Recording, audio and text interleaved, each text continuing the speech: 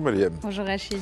Le Maroc avec l'agriculture qui se modernise. Oui, ces derniers jours, on le sait, le ciel marocain s'est montré généreux, parfois trop. Les pluies ont été abondantes jusqu'à provoquer parfois des inondations. Mais pour les champs agricoles, c'est une vraie respiration après de longues années de sécheresse. Mais derrière les récoltes prometteuses, une nécessité de moderniser ce secteur qui pèse plus de 12% du PIB marocain. Et un des leviers clés, c'est le capital humain. La Vie Éco raconte que le ministre de l'Agriculture, Ahmed El Bouhari, a présidé à Meknès la remise de diplôme de la promotion 2025 de 3 institutions majeures, dont l'Institut agronomique et vétérinaire Hassan II. Théorie de haut niveau, forte immersion sur le terrain, recherche appliquée. L'objectif est clair, transformer l'agriculture en un secteur plus productif et surtout plus attractif. Et cette modernisation passe aussi par le numérique. Agri-Maroc annonce le lancement de Fellah 360, première plateforme marocaine de petites annonces exclusivement dédiée au monde agricole professionnel. Un outil gratuit qui permet aux agriculteurs de vendre du matériel, recruter, accéder à des services ou trouver des solutions d'irrigation loin des circuits informels. Un pas de plus vers une agriculture connectée où les fintech, les plateformes et les outils digitaux viennent simplifier le quotidien des exploitants et professionnels de ce secteur. Mais derrière ces avancées, Média 24 révèle un paradoxe frappant, la pénurie de main-d'œuvre dans un pays qui frôle les 13% de chômage. Et selon l'article, les raisons sont multiples. Une dévalorisation des métiers manuels, un allongement des études, des conditions de travail jugées pénibles et peu sécurisées, et surtout la migration massive. Le ministère de l'Intérieur précise que près de 80 000 tentatives de migration vers l'Europe ont été interceptées en 2024. À cela s'ajoutent les accords migratoires saisonniers. Plus de 16 000 travailleuses marocaines recrutées pour les champs espagnols en 2024. Résultat, le coût de la main-d'œuvre agricole a doublé en quelques années, passant de 100 à 200 dirhams par jour, représentant jusque 30% du chiffre d'affaires de certaines exploitations.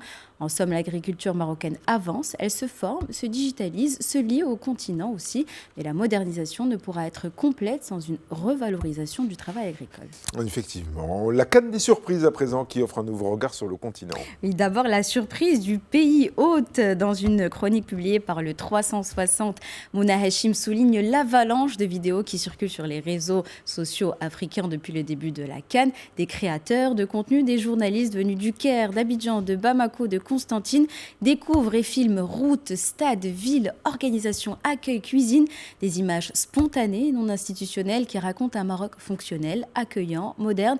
Une surprise qui en dit parfois plus sur le regard porté sur l'Afrique en général, plus même que sur le pays hôte lui-même. La CAN ici devient un révélateur, celui d'une normalité qui déstabilise encore certains imaginaires habitués à penser l'Afrique dans l'urgence ou bien l'exception. Alors que aussi, autre surprise, tous les pronostics disaient que les Lions de l'Atlas allaient déplumer les Aigles du Mali. Mali Web revient sur le match nul entre les deux sélections qui s'est joué vendredi dernier et qui met fin à une série de victoires du Maroc. Un résultat qui complique sa qualification et confirme aussi cette tendance durant la CAN. Les hiérarchies sont plus ou moins bousculées et chaque match devient un test. Et puis d'autres pays aussi écrivent une nouvelle page de leur histoire. Pour la première fois hier, le Mozambique a remporté un match de la CAN. Après 16 tentatives sans succès, la 17e était la bonne.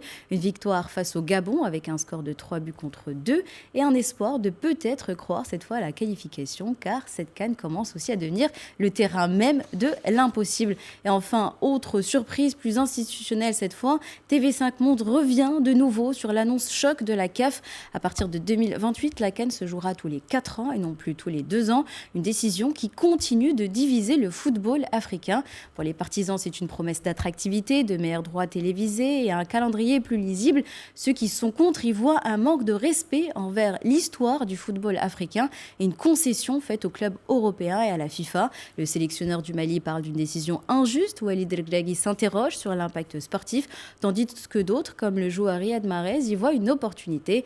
En somme, une CAN définitivement surprenante. Ouais, mais la décision incombe tout de même à l'Assemblée générale de la CAF et non pas son seul président. Donc peut-être que il y aura des petits changements. Cette interrogation maintenant qui va en surprendre plus d'un et peut-être en inquiéter aussi Oui. beaucoup d'autres, le chocolat est-il bientôt en voie de disparition? Un risque mondial, on va en parler justement, car près de 60% du cacao, on le sait, provient d'Afrique de l'Ouest, principalement de la Côte d'Ivoire et du Ghana. Et Euronews alerte, ces 2 dernières années, la production a chuté jusque 40% sous l'effet du dérèglement climatique. Les prix du chocolat atteignent des niveaux inédits depuis les années 70 et des experts évoquent un monde quasi privé de cacao d'ici 2050. Et face à cette crise, des chercheurs exploitent des alternatives comme le caroube, une plante plus résistante à la chaleur et au manque d'eau, capable, après transformation, de reproduire une partie des arômes de cacao. Mais la question du chocolat ne se limite pas qu'au climat, elle est aussi environnementale et sociale.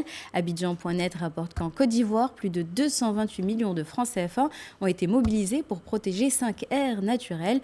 Objectif, lutter contre la déforestation liée à l'extension des cultures de cacao et promouvoir une agriculture durable.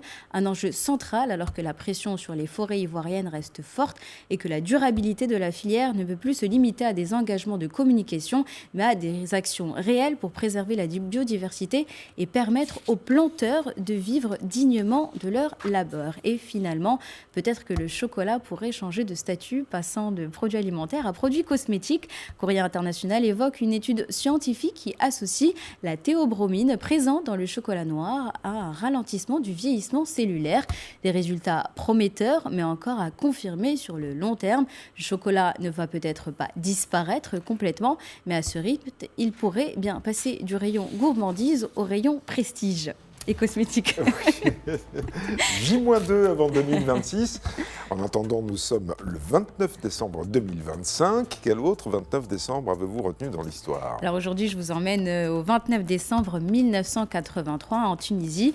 C'est un moment où l'économie va mal et ce matin-là, le gouvernement annonce une décision qui va tout faire basculer. La réduction des subventions sur le pain et la semoule. Résultat immédiat, la baguette passe de 50 à 90 millim. La semoule augmente de 70%. Pour des milliers de familles, c'est tout simplement inabordable. La colère s'embrase. Du nord au sud, les rues se remplissent. Les manifestants brandissent du pain comme un symbole de résistance. Ce n'est plus une protestation, c'est la plus grande révolte populaire depuis l'indépendance. Le 3 janvier 1984, Tunis se soulève à son tour. Couvre-feu, état d'urgence. L'armée entre dans la capitale, blindée dans la rue. La répression est forte et le pays est paralysé. Puis le 6 janvier, le président Habib Bourguiba apparaît à la télévision. En quelques phrases, il recule. Toutes les augmentations sont annulées. La rue a gagné, mais le prix est lourd. Plus de 140 morts selon Jeune Afrique. Mais cette histoire résonne encore aujourd'hui, car partout dans le monde, les denrées de base se raréfient, les prix flambent et les plaisirs simples d'hier peuvent devenir des luxes demain. Le pain, le chocolat, l'eau, l'énergie. Préserver la planète, ce n'est pas un slogan, c'est la condition d'un monde juste où l'essentiel reste accessible à tous. Merci beaucoup, Mariam Kokaina. C'était la revue de presse.